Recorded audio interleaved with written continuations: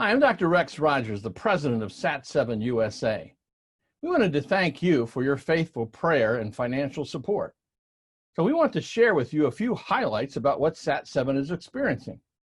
In this next video, the founder of SAT-7, Dr. Terence Ascott, will share with us in his founding vision what SAT-7 is doing in the Middle East and North Africa to extend our witness in a distracted world.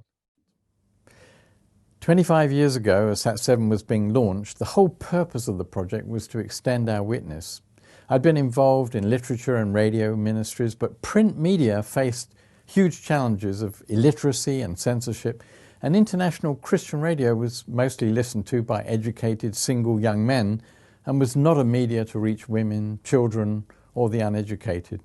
And of course, there was not yet any internet or social media. And so new satellite television services in the early 1990s offered us in the Middle East and North Africa the first opportunity to take our witness outside the walls of the church and to go uncensored into people's homes with the message of the gospel, reaching children, youth, women, the rich and the poor, those in cities and those in the countryside, using a media that had become the most trusted source of information and entertainment, satellite television.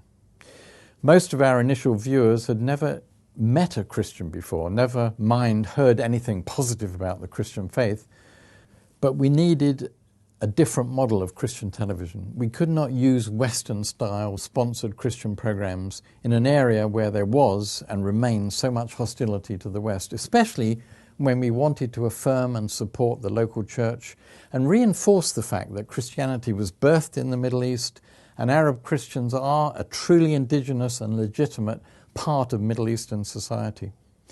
Even in 1996, when our first programs went on air, people were distracted by the cares of life. But today, how much more so?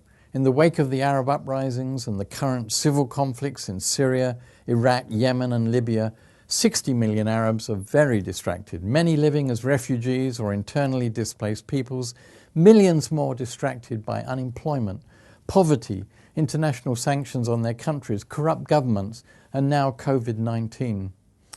Add to these distractions all forms of new social media and fake news, the ongoing regional tensions between Iran and its neighbors, the tensions between Shia and Sunni Muslims in the area, between those who support Qatar and those who support Saudi, those backing the internationally recognized Libyan government and those against it, those who advocate for coexistence and those who want a theocracy.